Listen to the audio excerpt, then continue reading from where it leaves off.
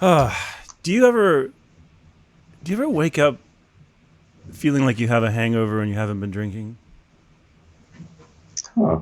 Because I have that every day in this Uh, quarantine period. It's just, you okay. know, Well, then the answer is start drinking. I Then at least you've got a reason to feel that way. yeah, I mean, I got up this morning. I felt really hungover. I didn't drink. I then come Hmm. down, to the studio, and I find that I've got, one of my earphones sitting in my tea. So it's been soaking all night. So it's a bit It's gooey, like you had a everything is like you had a crazy party. and I can't really tell if it's working because my head is foggy as it is. Oh, So jeez. I don't know what's happening. I don't know. How are you holding up? How's everything in Blighty? It's absolutely fine. It's fine. I God, have thank God no, for fine. no complaints. Yep. Fine is this year's amazing. Fine is the new normal. That's it. There you go. If you could say that, then Craptastic hooray. is the new normal. What's in the lore? Where in the oh, that is so that you can get a bird's eye view of everything that's on the desktop. So Oh, so wow. to just to kind Impressive. of set this up, we're using Miro today to play the Okay, Gansamacher game. We're going to try got it. things a little differently than we've done in the past, and we'll just play it by ear. So it's going to be a little loosey goosey. Okay. It's not as tight as it could Shh. be because we're still Should experimenting. should we clap? Should we clap? But what I have going on Clap. for us here Clap. is oh yeah. Should we clap? Well, just in case we get the audio off. Great. Just making sure that we're in sync. Yep. Yep. So okay, we now have more cards than we used to. I'm looking at the wrong Awesome. thing, aren't I? Yeah, I'm looking at the wrong thing. That's the wrong setup. Hey, there we go. Oh, that is more All cards. right, so the idea here is now 1, 2, 3, 4, 5, 6, 7, 8. Yes, 8 cards, 30 minutes to come up with an elevator pitch for Irving Gansamacher's Power Lunch. So just to preface this, Irving Oh, Gansamacher that's how is you spell our his name. yeah, he's our I thought there was an. I was certain there was an umlaut in there oh somewhere. there could be. There might Okay. not be enough umlauting going on, so I apologize to the There umlaut never police. is. There never is. That'd be a good oompa oompa umlaut song, wouldn't it? Umlaut umlaut. So it could be a good mix. So Gansamacher is our legendary agent. We are his writer's room. He tells us over the phone he's about to have lunch in 30 minutes with a star, and he needs us to put together a pitch that features that star, their favorite cause, maybe some product placement that we want to get in stuff in there to sort of help with the financing. And as for set pieces, well, there's a lot of old screenplays and set pieces and things that have to be recycled that never saw the light of day. So maybe we can live to see the another day there. And that's what it's all about. So we're going to have 4 sessions. It's going to take us 30 minutes. The session 1 is who's in it? What's the setup? What's it about? And then what's my character? We're trying to think of the star that he's having lunch with, what we could give them to talk about. And then finally, we're going to sort of put together an elevator pitch. We're going to keep track a little bit here. Ignore the thing on the bottom. That was from a previous one. But basically, we're going to sort of put together various elements until we have a final pitch that has a title, a genre, a dramatic question of some kind, tagline, premise, a short log line, and then a little bit of character just to kind of spruce it up so they have something to talk about. All right. Well, let us go to board number 2. And I'm going to set the timer for 5 minutes. And before I start the timer, I'll just sort of explain what's happening here. We have cards that we have to select, and then we try to use them, but we don't have to be too pedantic. If we feel that the juices are flowing and they're taking us into exciting new territories, we can just let them flow. But we do have star cards, genre cards, co-stars, and topic cards this time. And let's just sort of consider that as a starting off point. So I will start the timer. And Toby, do me the honor of just picking one of the star cards from the pile and dragging it sideways so we can see what it is. Oh, hang on. Well, then I need to start out. Oh well, Sorry, you need to. I'm not. You need yes. I need you Yes, to well, participate, man. Okay, I'm it's not stopping the starting to timer because, we're just not organized. So where? You're Oh, like so following website is along. So next. that's the problem, is that I do too much driving. And then when I try to relinquish control, no one's ready because I've lulled them into a false sense of security. Like, it's okay. I don't have to do anything. He's going to do So all the Gansamacher. typing. There you are. I can see your name whizzing around. All right, tell me when you're ready. Um, okay, I I'll can't enjoy my see Mexican anything at the moment. coffee. Oh gosh. Wow, that's a Um, kick like a mule. this is this is not working. Scroll over to the third column. Yeah, I see you. You're looking at the right one now. Yeah, I'm looking at Lunch Star. yeah.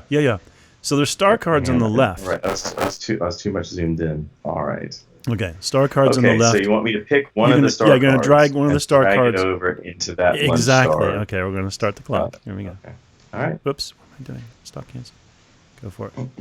It's not picking up. Oh, I know. It's not Okay, picking up. go over to the left. Click Yeah. the little selector Arrow. icon at the top, and then try it. See if that changes it to a It selector. looks like an arrow. Yeah, there you go. Yeah, I think it. Yes, I think it's done it. All right, here we There we go. go. Joaquin Phoenix. Joaquin Phoenix. All right, everybody. Joaquin Phoenix. Did it appear there? Oh, hang on. I know what's happened. It's gone behind the other thing. Now I've got Oh. the same problem you have. Hang on. Let me put this object behind. This is Right. one of the things. Sorry. There we go. Okay. There we go. All right. Joaquin Phoenix is our star. Okay. Does everyone know who Joaquin Phoenix is? Hopefully they do. Let's go to. I don't need to look at that. Google. So, Joaquin Phoenix. Come on, Joaquin. There we go. Thank you, because I can't spell his name very well. So let's look at some images. There is our star. In fact, what I should be doing, tisk tisk, is I should be going to Miro and saying, let me give Google image search. But of course, now it's not going to help me with the spelling. But hopefully, it'll kind of know who we're talking about. That's a nice picture of him. Let's choose that.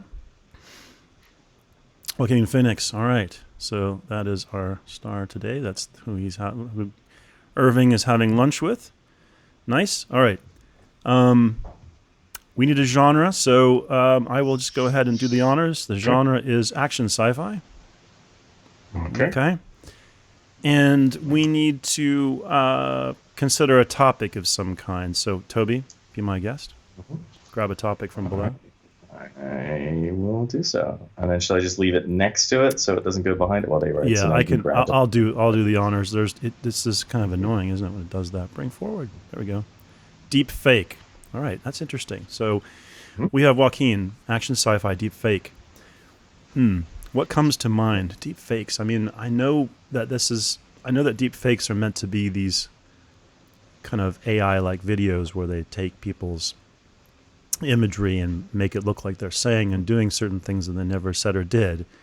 And it has led to conversations about how to prove the authenticity of videos. So that means it's another one of these cases that we can't trust what we see or hear anymore because it's all manipulated.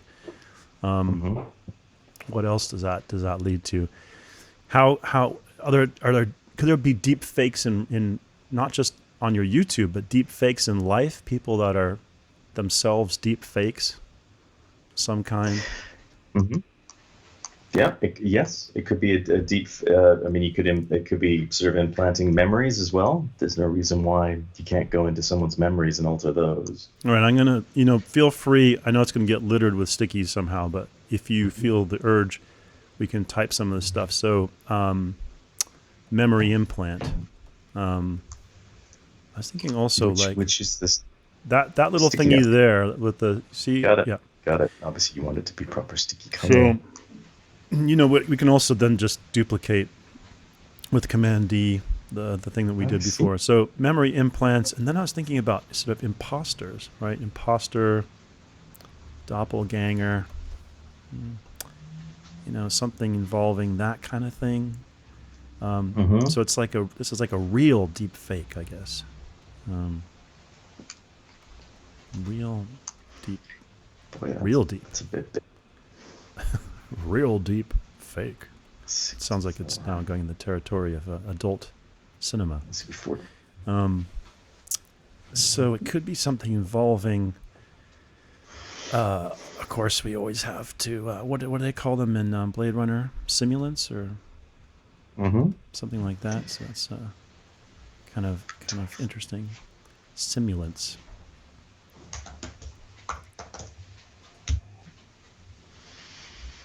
So it could be somebody that is not who they seem, posing as somebody else. Let's see what else. There could be AI that is deep faking something in the sense that it's pretending. Yeah, but isn't a more interesting person the person creating the deep fakery? That there is an artistry in creating something fake that seems real. That's why I put creator or victim on. I see. So So puppet master. This is the evil. Because I think there is going to be an artistry to creating something that looks just right. I mean, you look at deepfakes now, and you know that there's something wrong. I mean, luckily people usually label it as, "Hey, here's a deepfake," and usually they're just being used for funny things like swapping an actor into a different film. Yes, or just having Hillary Clinton say something like, "Yes, I do have a child slavery sex ring," or something. So actually having someone who researches the person enough, delves deep into their mindset, the way they talk. So as a friend of mine is currently translating a French philosopher's work for publication. And he said that he'd reached an interesting point whereby if he reads other translations of her work now, he can kind of figure out what the original French was because he knows how she phrased things. So there's kind of an idea about, in order to fake someone, you have to get to know them incredibly well to do a fake that's completely undetectable. Well, I mean, you and I remember talked about a funny project long ago where, you order a carbon copy of yourself because you're too busy in life and you need some extra help, and so, who can you trust? You can trust yourself. So you get you order a clone. So the clone doppelganger, that's a sort of like a deep fake where it's not necessarily a bad thing. You want this clone to look and behave like you, have all your memories and everything like that. So they would need to understand you well. So our timer has come to an end, but I'm going to quickly choose a co-star. Let's see what we got here. We have Al Pacino. All right, so this is getting very interesting. And we're running over time, but hell, that happens sometimes. We're going to have to make it up somewhere else. So Al Pacino is our co-star. So how do we look at these two in terms of what roles they have, antagonist, supporting, protagonist? I mean, we ideally want Joaquin to be the protagonist, but, sometimes these things flip around. Al Pacino does seem like he'd be a good, weird sort of antagonist at this point. So I'm going to put him there, and I'll put our star in this category for the moment. Oh boy, still doesn't want to come to the top. There we go. So we have Joaquin Phoenix versus this thing is gone, disappeared again, versus Al Pacino. Come on, Al. Oh, guys, Al, go back. There we go. So that's a setup. So just to recap, we got a sci-fi action. Joaquin, Al, deep fake, all sorts of possibilities. All right, so we're now going to drag... Oh, let me just make sure we keep track of this. Excuse me. Otherwise, we have to keep scrolling around. All right, so our topic was deep fake. The genre is action sci-fi. Okay, so now we come down to the next thing about sort of what is it about, what happens. We've got some causes, set pieces, and product placement, promotional partners to consider. And then we're going to just work on a few elements of the narrative, like what's the sort of setup, what's the inciting incident perhaps, and then work on a dramatic question just to kind of wet our wicket, if that's an expression. I don't know. It's a little early in the morning for me. All right, so the timer we will set to 10 minutes. And what is Joaquin's favorite cause? Please do the honors and grab a cause card. We can put it next to the thing if it falls behind. I can't see the cause bit. Scroll down. I'm gonna move your canvas downwards. Good. Well, now I'm gonna point Oh, to. now you need the hand. Yeah, click your pointer, get a hand, and get a handle on it. Where's the hand? So if you click the pointer again, oh, it turns to your hand. I know, it's really. This actually works a lot better on an iPad. I discovered. There we go. Yeah, doing it on the. Okay. Right. What happens? Okay, cost. Got it. So now I switch back to the pointer. I'm gonna pick this one. So I'll put it again, just slightly offset, so you can do it. Oh, we pulled the cause card. That's fine. We've got colony collapse. Let's say colony collapse is our. I'm going to move colony collapse over here. Whoops. See, I'm doing this. I'm having the same problems here. Bring forward. This is when we're fighting the UI. We're fighting the tools. Instead of facilitating us, it's fighting us. All right. We have colony collapse. What does that mean to you?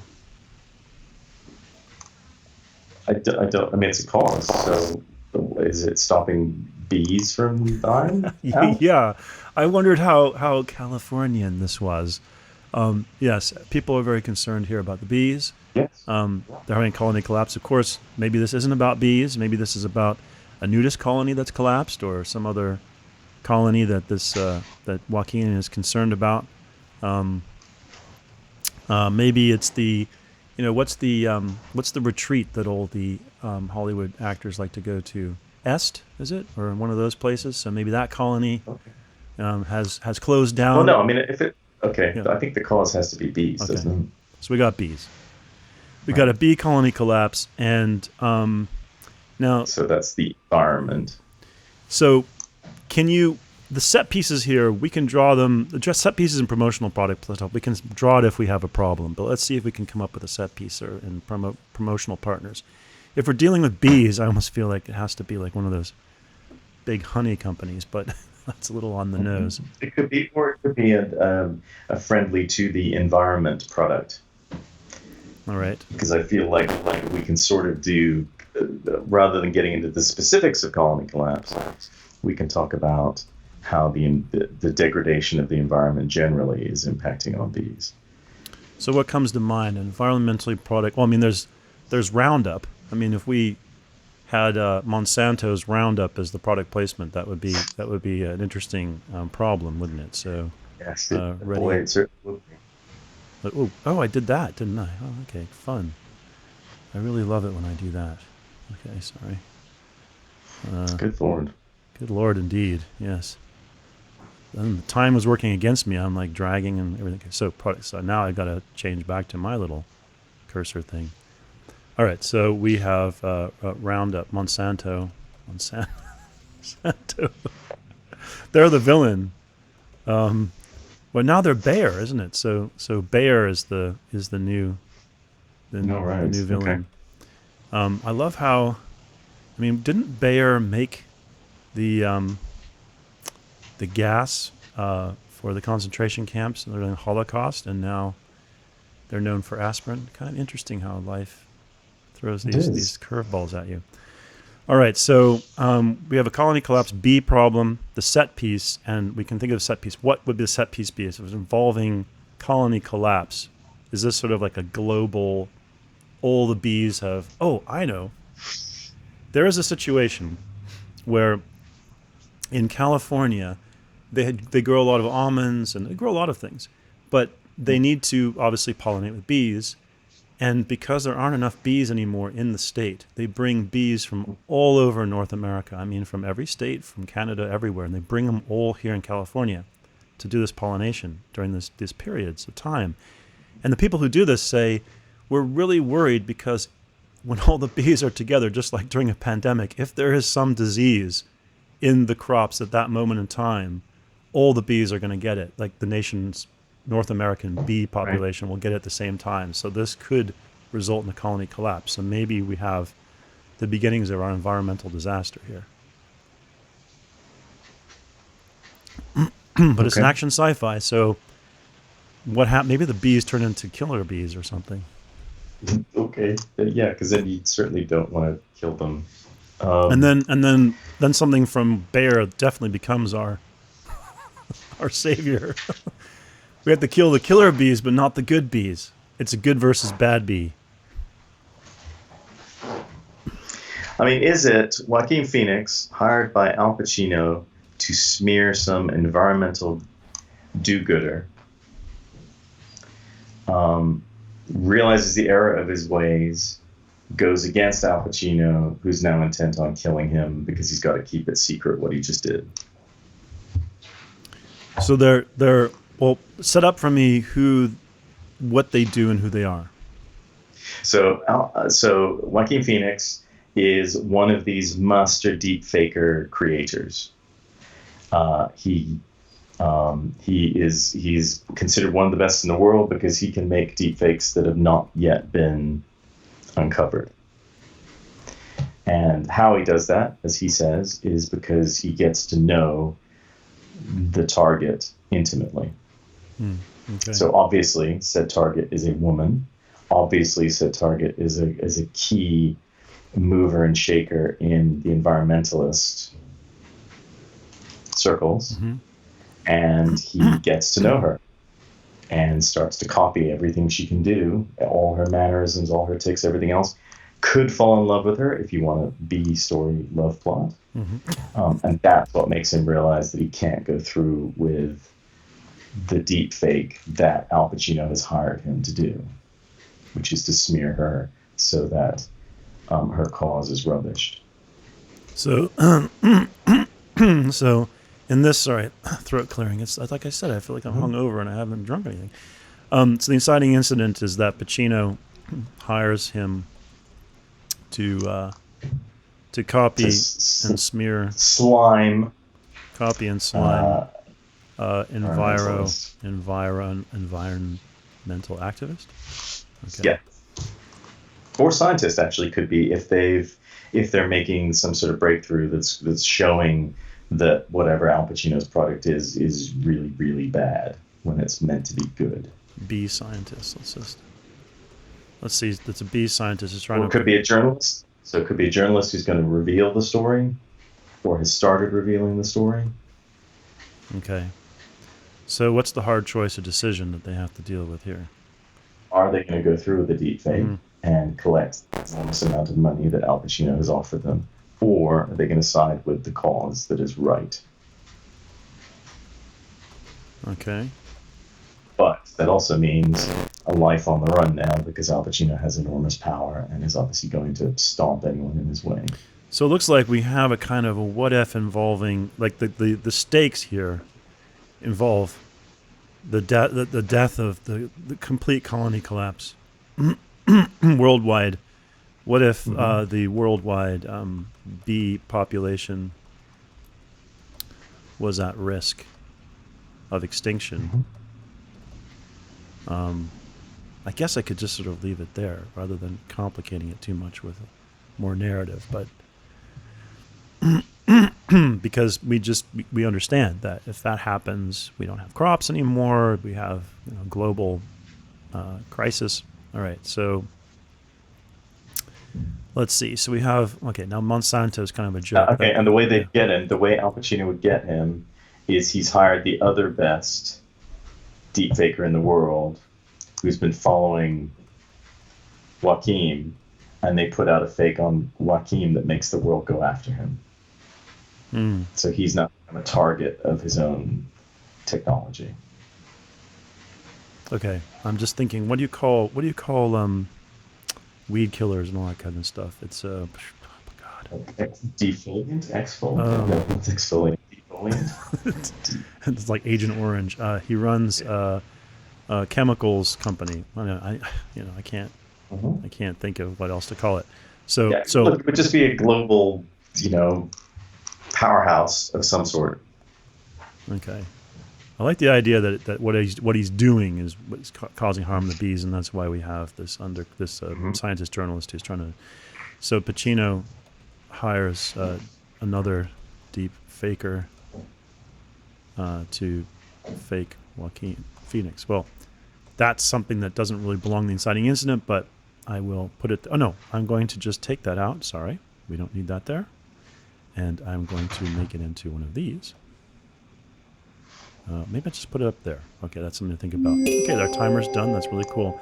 I think in a way that Monsanto cannot be the product placement partner So Nope. I'm just wondering who we got here. We have Ginsu Knives. Oh dear. All right. So It's not. Nope. yeah, don't know about that. So we'll have to think of a product placement partner as time goes on. So let me add this stuff to our our cause is colony collapse.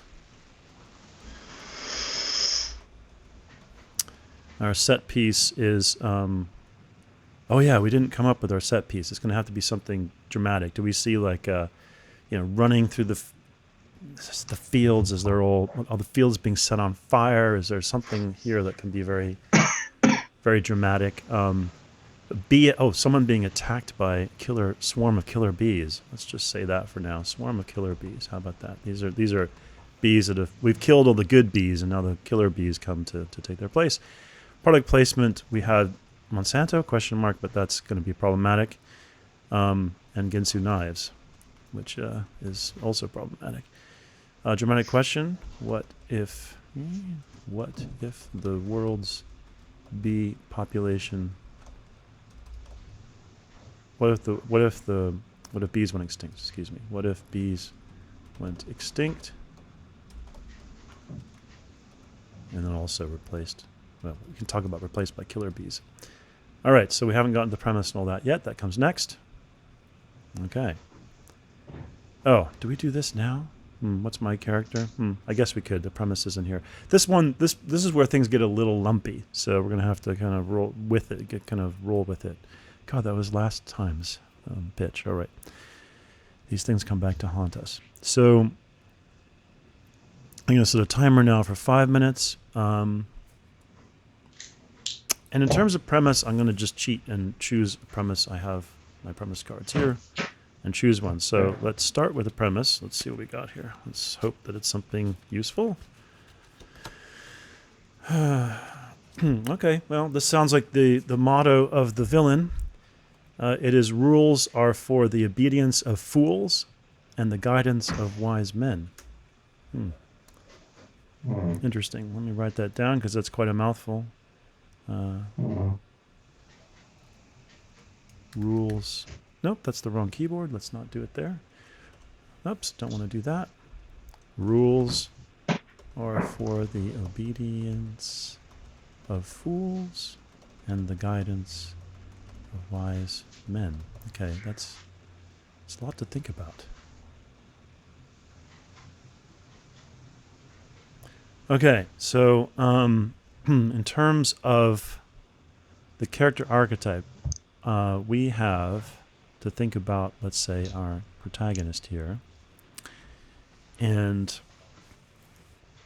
we kind of know that it's a deep fake. So this is our protagonist is sort of someone who's kind of on the dark side, who comes to the light side, aren't they? So yeah, so it's redemptive. So are we going to look at the ego or order side of this little wheel here? If you enlarge it, unless in getting to know this woman, the woman is getting to know him, and either she's a deep faker or she's able to pass that information on to a deep faker, so he's actually being played by both sides. So what we're showing is that the bad guys and the good guys aren't above using the same underhanded techniques to get their cause across. It just so happens that one of the causes is right and one of them is wrong. So it sounds to me that this is if that's the case, then it sounds to me like we are looking at power and control as sort of themes of this, and we have these archetypes. Because Joaquin doesn't do straight commercial movies, so it would need to have a twist on it, I feel like, to appeal to him. I'm going to put these up here because this is his. All right, so his there's something he's wrestling with in power and control, because that's what deep fakes are about. Dealing with those issues, power and control. So how do we? And then somehow this premise affects. Is brought into his character in some way. Rules for the obedience of fools, right? So it's sort of this is also perfectly paradoxical, Because you're talking about characters that flip, play both sides, are not as easy to categorize, and so we have a premise which is also like this because it's saying, hey, rules are good and bad at the same time. Obedience of fools and the guidance of wise men. So let's see, how is this character going to exemplify this stuff? Why does he get into deep faking in the first place? Because he feels that people need to be manipulated because they're stupid. Is this sort of starting off with people are stupid? Yeah. They need guidance and manipulation. Yeah. And he'll guide and manipulate them for whoever the highest bidder is. Well, maybe he's a benevolent force, he thinks. Like he takes. No, I don't think. No, you don't think so? I think he's cynical. Yeah. He's cynic. Because that's why Al Pacino goes for him, because he thinks this is a guy who doesn't care about the cause. Okay. All right. So, in the course of events, he is turned. And how does that happen? Let's see. Guidance of wise men. So what is the learning here?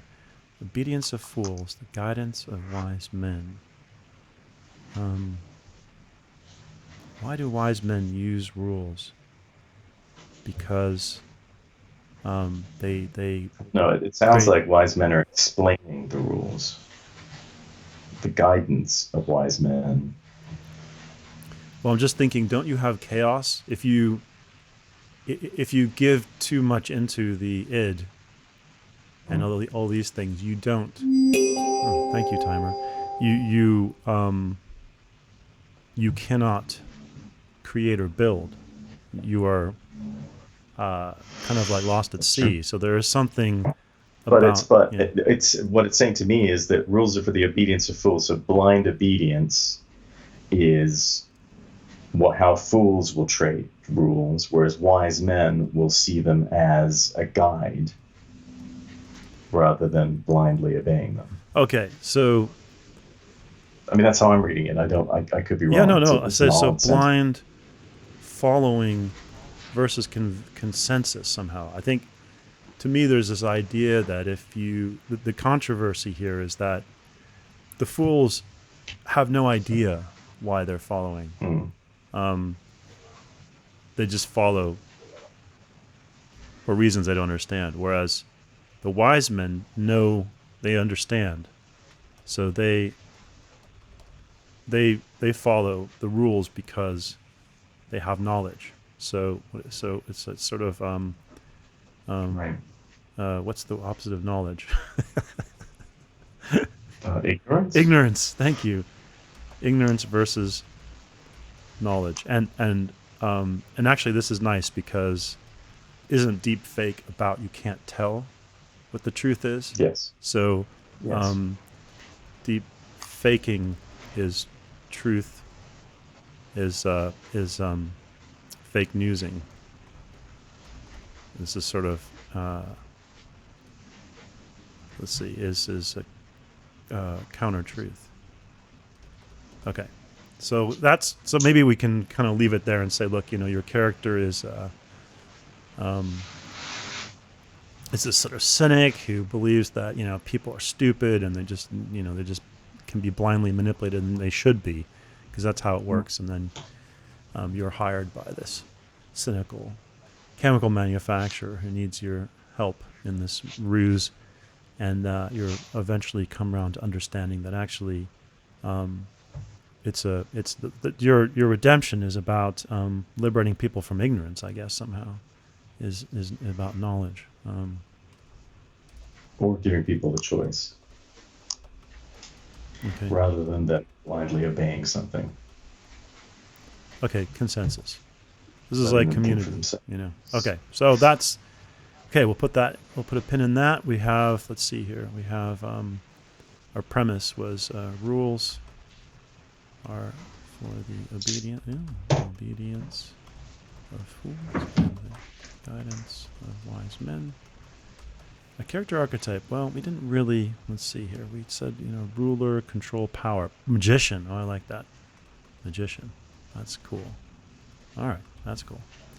Feeling good about that. Okay, let's now scroll down to the next one, which is where we try to put it together into a little pitchy thing here.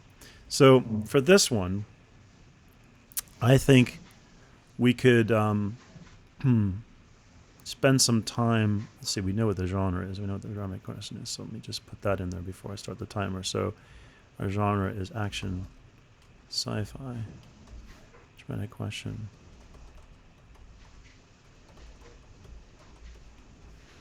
Okay, so we have to come up with. Oh yeah. Let me just copy and paste this so I don't have to waste everyone's time. And then we have magician. Okay, so this is our setup. We need to come up with title, tagline, and little log line. I put the that in the wrong place. So let's start the timer and work on maybe titles and taglines. We can just sort of spend a little time throwing them out. What did I say? We're going to have timer 10 minutes. Yay, thank God. A little bit of time for this one. All right, so the timer started, and we can use these stickies just throw out some things. So, well, deepfake is a good title. So we're talking about deep faking, talking about manipulation, magicians. Well, the worst thing I can think of is colony collapse, but can we do something with that? Because that's really boring. Let's think about fakery.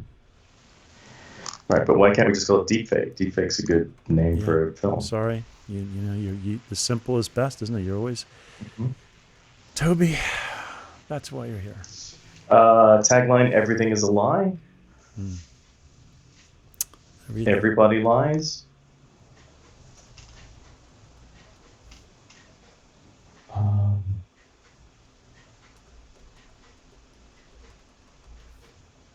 You can just make a bunch of these and consider them. Let's see.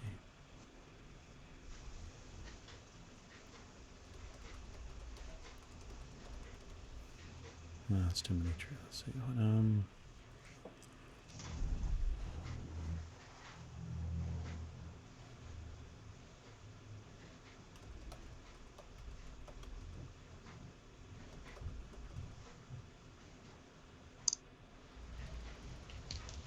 Truth is dead.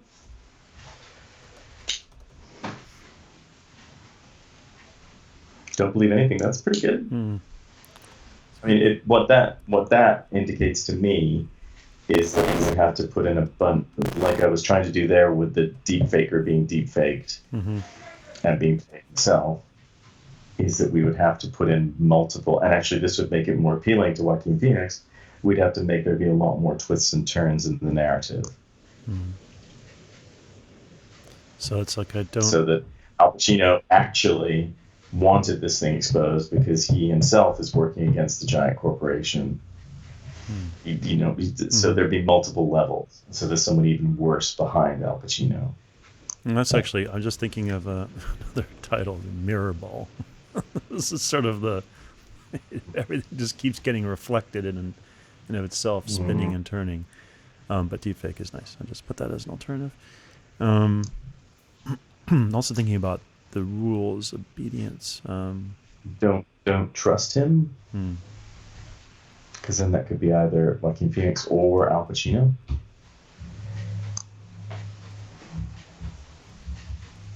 No, see, let's see, what could it be? Something. Into overthinking it. Everything is allowed to. I don't believe anything. Rules are for obedience of fools. Obedience and guidance. Wise. His career is lying.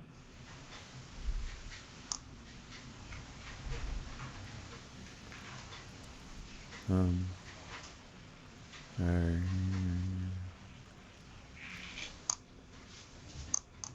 also remember it's like, what if bees went extinct? We got to think of this poster. Damn it! What's on the poster? That's probably Joaquin Phoenix and Al Pacino. Yeah, but I mean, if we want to sell the idea this is like a colony collapse, what is it? No, we don't have to sell that. Okay. That's just that's the concept is saving or bees. it's the deep faking. I see deep fake.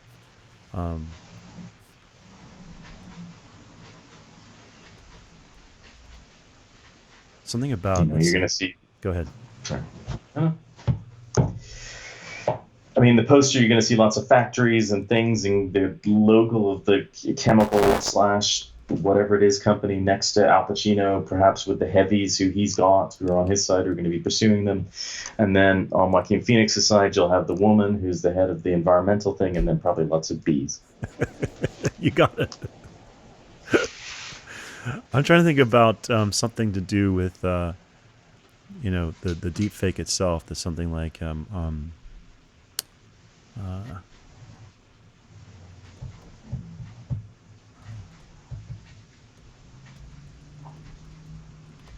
what about something about seeing yourself? Not every lie hides the truth. That sounds like a poster. Every lie hides the truth. My brain is just not spinning this morning. What is going on? That's like mirror ball. Every lie hides the truth. I like that. Okay. Deep fake. Don't believe anything. Don't believe the hype. Oh, I keep doing that. Stop doing that, David. Don't believe the hype.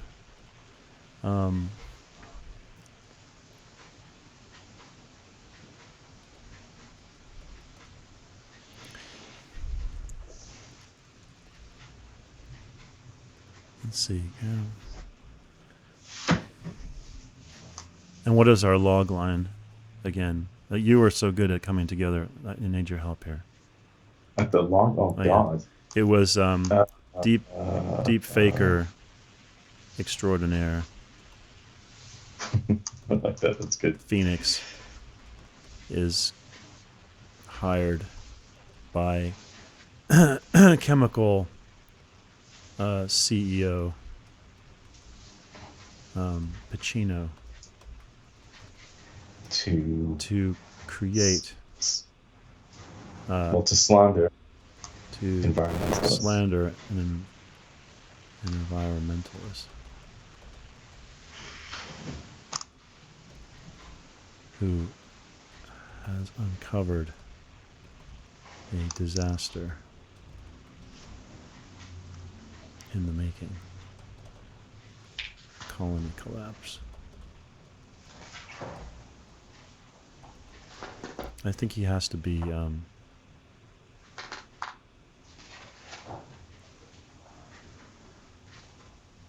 what is it? It's a weed killer that will lead to colony collapse. Okay.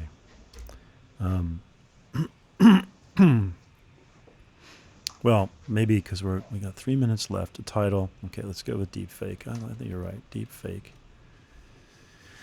I'm thinking of. Sorry, the tagline is just sort of thinking about what was that thing that Trump said. One of his rallies where he said, "Don't believe anything you see or hear." Was that it? That's right. I'm trying to remember what it was he said, because I thought it was so ominous.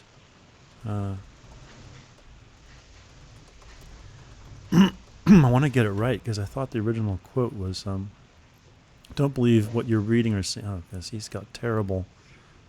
He has terrible sentence creation. Really? Oh, here. Maybe this is it. What you're seeing. Let's see. What you're seeing and what you're reading is not what's happening. Okay.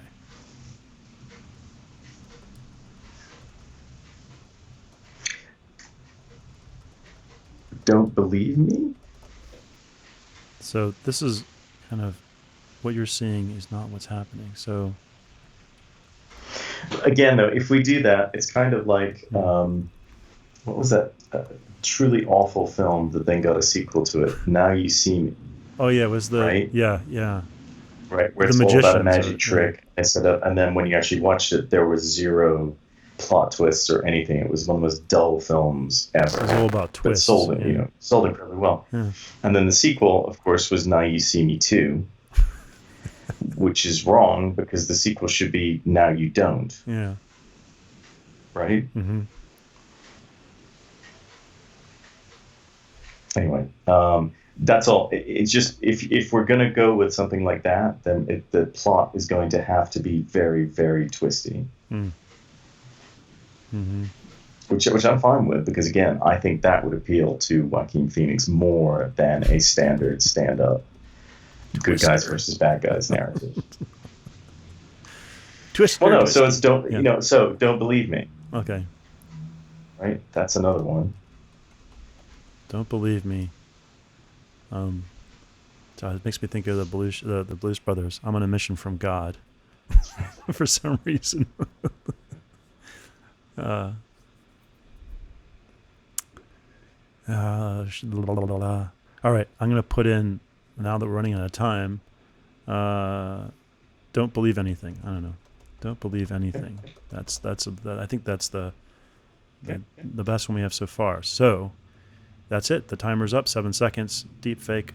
Whew. All right. Now let's see. Is there anything that we can sort of add to the little character pitchy thing here? Well, we have some thoughts from above, so I guess we can use that.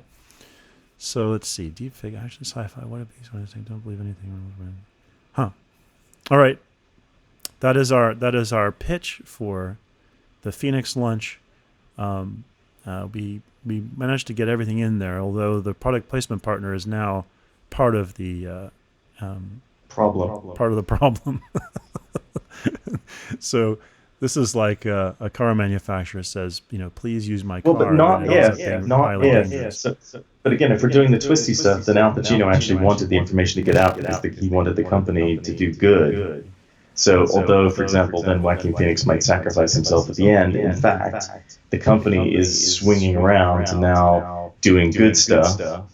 But that was his plan all along. So right, again, so this is the chemical company is your friend. Oh, Better Living Through Chemistry. No, forgot that one.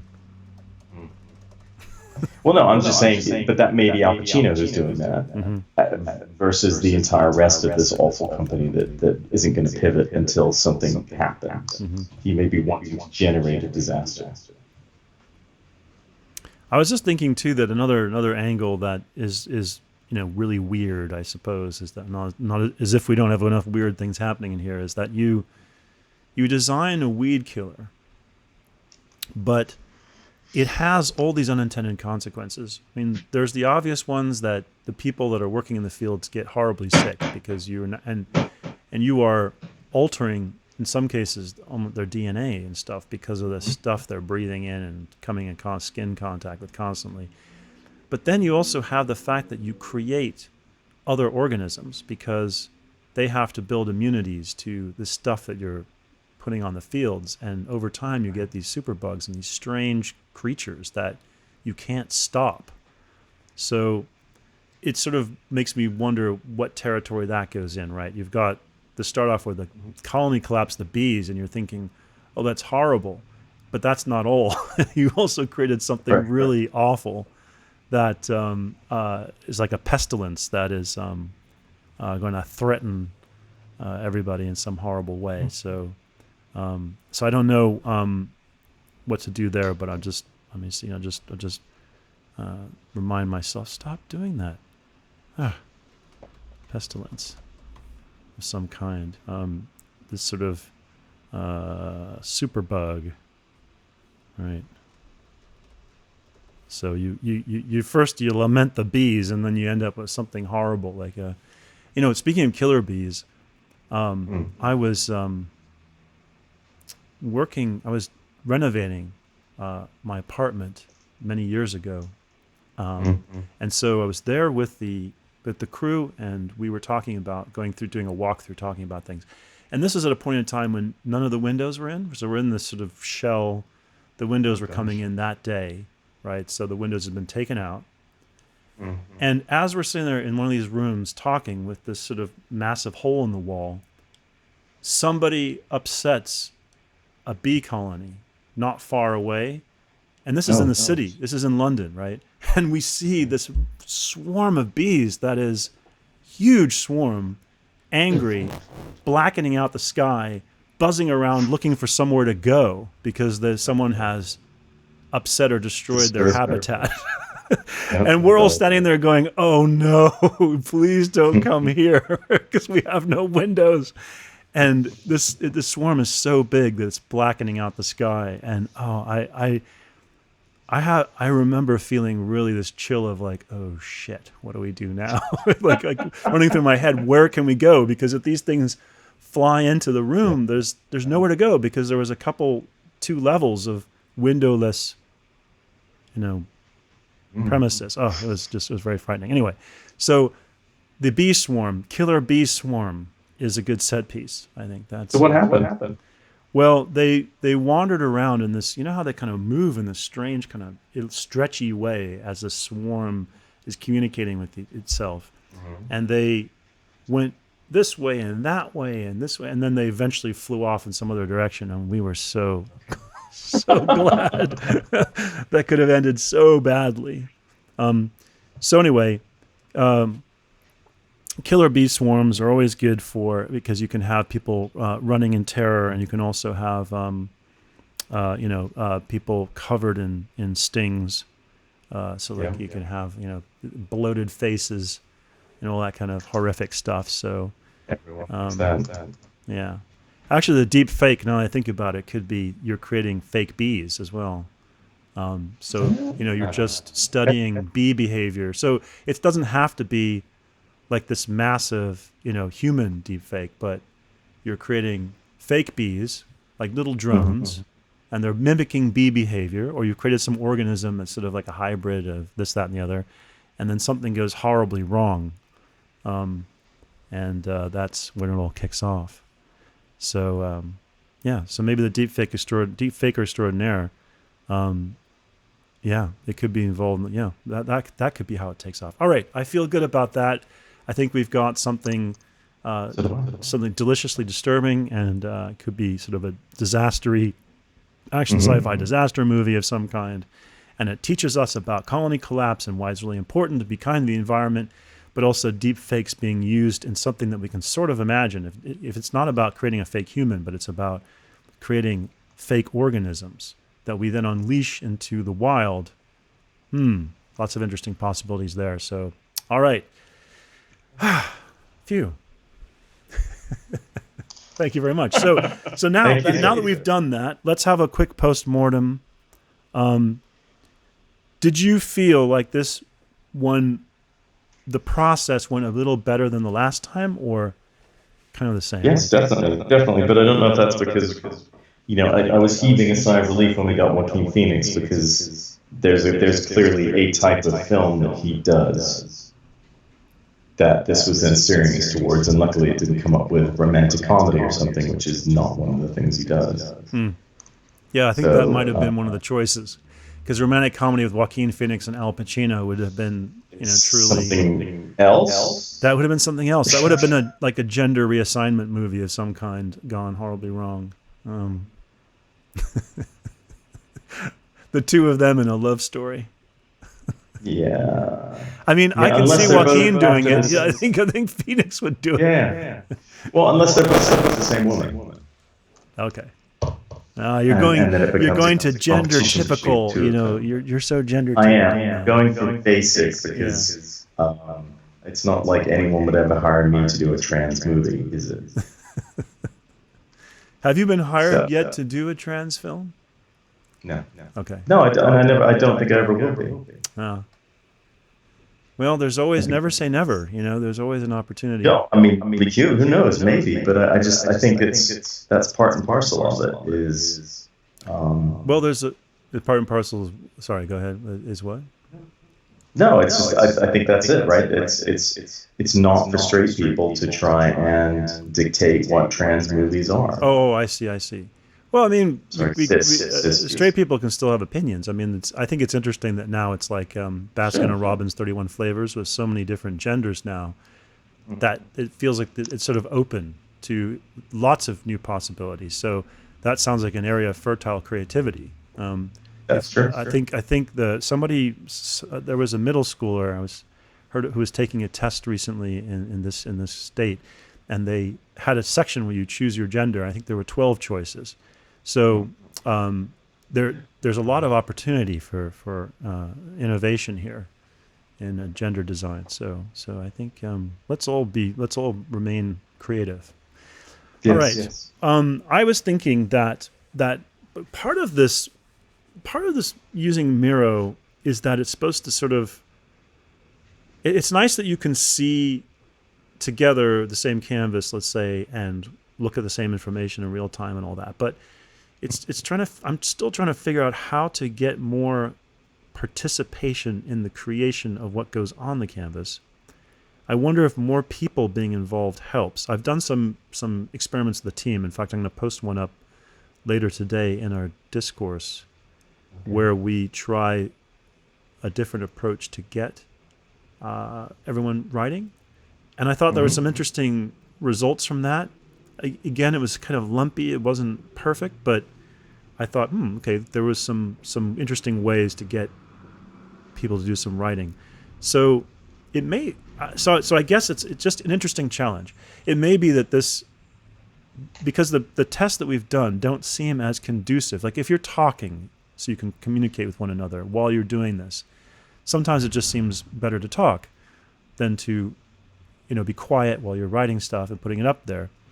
But but I still think there probably is some way to pull this off. We just haven't figured out what it is yet, and it's getting that nice that cadence, where nice rhythm, where you're doing a little bit of this, a little bit of that, coming in and out, and there's some periods of a little bit of silence and thought, and it's also interesting because I think people, they create in very different ways. So if we have 2 or 3 of us with different styles, hopefully that sparks one another. For example, I realize that I need to talk in order to think. If I am looking at stuff written down and just doing it in my head quietly, I find that very challenging. But when I can talk about it and bounce it off somebody, that helps me to think. So I think I'm a very auditory learner and thinker, versus other people who might be very visual, or you name it, have other different cognitive styles. So that's why sometimes when it's quiet, I feel like I can hear the clock ticking. It drives me crazy. It reminds me of school. I remember one time I was interested in going to law school. I never went to law school. In the end, I went to business school. But when I was applying, I did these tests you had to take. These sort of in the U.S. they have these standardized tests, and the LSAT, the law school one, is a complete exercise in time management, because the whole thing is designed to put you under enormous time pressure. And so you have to develop all these clever little skill sets to take the test. So it's not really testing your intelligence or your thoughtfulness or any of those things. It's really just testing how cleverly can you tackle a problem with a pattern that you've maybe seen before and do it in as quick a time as possible and keep to that time. So as I took the practice tests and I went to some sort of course for this, I improved, because the first time I took it, I was terrible, and then I started to get better and better. But it meant that you had to literally be very, very diligent about your time. You had to be very aware, what you were doing. So if you started to spend maybe 10 seconds too long on a problem, you had to move on, because you just knew that would disrupt everything else. You had to keep moving. So I remember going, practicing, finally getting better, because my first scores were not great, and then I improved and I started to feel good about it. And so I went into the last, because you can only take this test a certain number of times before the window closes, and you have to do it the next following season or whatever. So I had the last test taking opportunity, and I was like, okay, I'm ready for this. And I should preface that I've never been particularly good at timed tests, as you may tell from these experiments together. But it's a good challenge. Anyway, so I get in there, and I'm motoring through this test. I'm feeling good. I'm like, yes, this is great. and there's about, I don't know, 3 sections to test. I can't remember how many exactly, but you finish a section in like 45 minutes or something. Then you go on the next section. You go on, and you've got your the bubble sheet to fill in the answers. You got your booklet, you're working in it, and then you got the bubble sheet where you circle the bubble of the answer.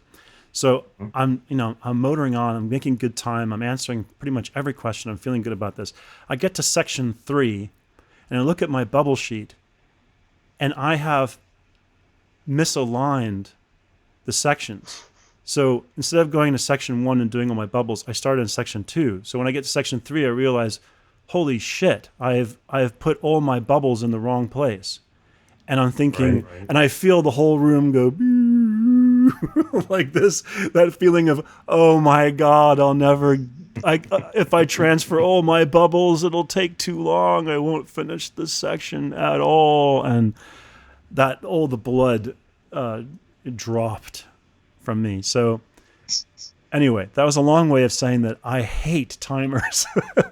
They freak me out, but I'm learning to love them, and I think they're good for keeping things on track. And it can be a fun challenge. But timers in silence reminds me of that test. So that's where I get very if there's timers in talk, I'm like, yeah, okay. It kind of gets the blood flowing, but it's timers in silence, and I'm like, tick tock, tick tock, tick. I hear the wall clock in that room. Oh no! All right, it's feeding time. What's tonight's dinner gonna be? Ham. Ham. Nice. Ham for beasts. Ham for beasts. In fact, speaking of which, I saw this weird Quora question, which was, do pigs eat people? And this reply came from someone who said they were a farmer and said, oh, yeah, we always keep guns on us because if a adult sow gets hungry, sometimes you got to defend yourself. Okay. And I thought, I thought pigs were nicer than that. And then I remembered Snatch. Wasn't it Snatch? With that great sort of villain who feeds his enemies to his pig farm to get rid of them. Right. This is horrible. It's true. Well, I mean, they would, I'm sure if I dropped dead, they would happily devour me. The cats, yeah. So this little piggy went to market. All right. Have a good dinner. I hope that you're not having the same ham. I mean, I know these are hard times, but I hope that you're not having the same ham. Not quite yet. And I hope that they don't have you. So if all is well, I will see you next week. Otherwise, I'll be sending the emergency services around. Thank you. Yes, with you'll need tasers or something because they'll be feral at that point. Thank you very much, Toby. Fantastic. You take care, sir. Talk to you soon. Bye. Thanks. Bye.